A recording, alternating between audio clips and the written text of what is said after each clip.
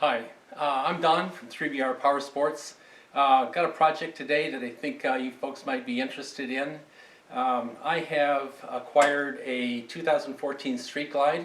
I'm a Road King rider from way back. I've never had a Harley with Tupperware on it, so this is something new for me, and so I'm going to be working on putting some panel mounts in.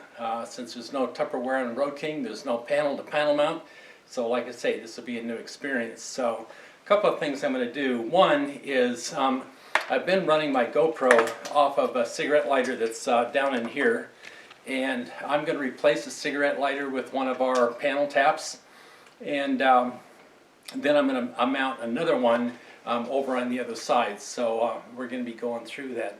Now, one thing, I normally don't recommend replacing cigarette lighter power ports because they're pretty handy for high output stuff. But in this case, I don't want to drill any more holes in my plastic than I have to, so I'm going to use a cigarette lighter power port. I'm going to take a couple of different approaches here. One, we have our traditional tap, panel tap, and this guy here that goes back to the battery, and it's got all the electronics for the power port up inside here. This we've had around for a while. This is our old Gen 2 circuit. It's got plenty of power, 2.1 amp. The downside is it has high quiescent current. That's a no-load current, so you have to hook it to a switch circuit. Otherwise, it'll discharge the battery when the bike's not running. The other version I have is something that we developed recently for one of our dealers who serves the light aircraft market. They needed a panel mount that they can put up on the inspection covers on a wing and then run back to an FAA approved USB power source. And so this looks just like our panel tap, only there's nothing inside other than the socket. And then on this end we have a standard USB type A plug on it. And what I want to do here is I'm going to use our Gen 5 universal tap that has all the cool new features in it. It's got quick charge 3.0, super low quiescent current, so you can hook it right to the battery, and some other cool stuff. So my plan here is to put that on the panel, put the tap behind the panel, and I'll have panel mount output with all the cool trickery of our Gen 5 circuit. So here we go. Let's see how we get this done. I've got the bike stripped to save having the boring part of taking all the stuff off of it. I've got the battery disconnected, and I've got the cigarette lighter plug off. So now we can start taking things apart and fitting the new stuff on. So I could take this guy off, but there's a gazillion screws in it. So I'm just going to reach down in there with a real long pair of needle nose and spin the panel nut off of it.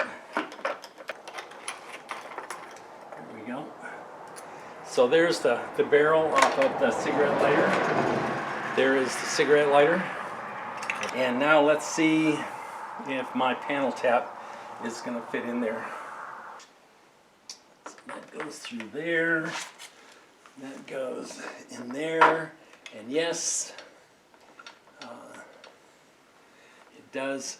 I designed the original panel tap to fit in a cigarette lighter hole, so it's not surprising that it fits. It's supposed to. Okay, after some battling that screw and some stern talking to it, got it in place. There's a zillion threads on it, so it took a while. But now we can go to hooking up the tap, the actual power port. So first thing I'm going to do is find a location for it where it fits good. And one thing about our tap universal mount, you can see it's flat right now, but it'll fit round bars, which is the way I would normally locate it in the old days on my roadie. But here I can look for any kind of a surface. It can go on a curved surface like that.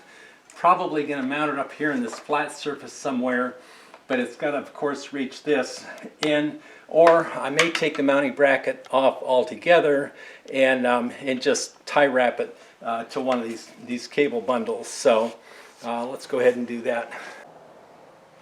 Okay, after trying a bunch of places, I would like to put the tap power port up here in this flat surface, but the pigtail's not long enough to reach up there. So I looked around decided to take the mounting bracket off, and I'm going to just tie wrap it to this big heavy cable bundle right here. It'll give it plenty of strength, it's not going to go anywhere, and it's plenty close to where I can make the connections. So I'm just going to tie wrap that on there. But before I do, there's a couple of ways we can treat this. One is we have our patented TAPP cap that normally goes on the USB cable like that and mates with the TAPP to give us a weatherproof connection.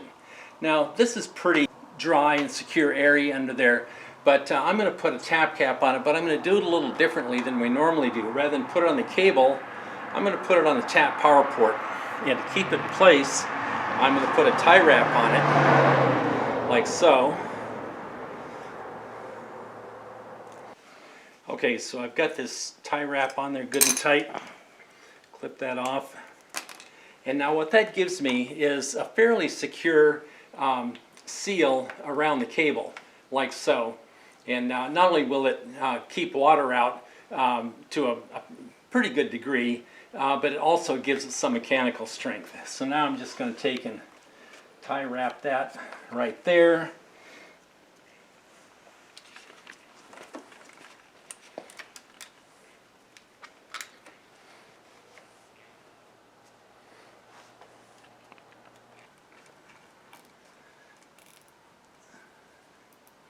And there's a lot of space in here because the headlight bucket fills most of that, so I'm not concerned about it hitting any part of the fairing.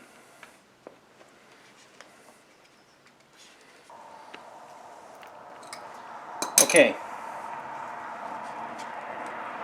so that's like so. Get that a little nicer, like so. Now I'm going to unplug here temporarily, come around here, not around there, and back like so.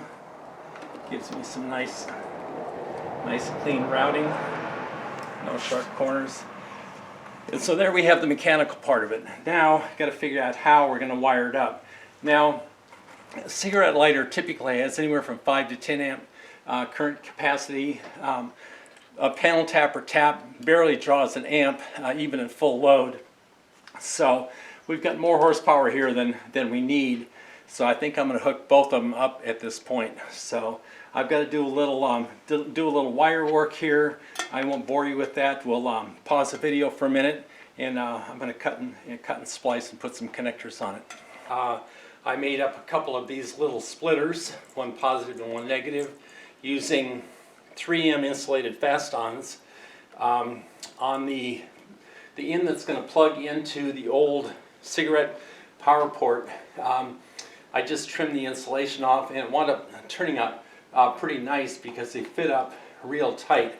So the center post on the cigarette lighter is positive, so that's going to go in there, and then the edge one is the negative. And if we zoom in on that, you can see that it fits pretty good. So one other thing I'm going to do, that's actually a pretty good setup right now. There's no bare metal anywhere, but I'm going to use a length of self-fusing silicone tape. Peel off the backing, and the trick with this stuff is stretching it. And stretch. And if you zoom in on that, you can see that it looks like it's been wrapped with electrical tape. But if I were to cut that off, it would leave no adhesive behind. So here is the power from my Gen 5 tap here. So we get positive to positive, negative to negative. Okay, now we come over here from our panel tap that we put on the other side, pull that through there, and again, positive to positive.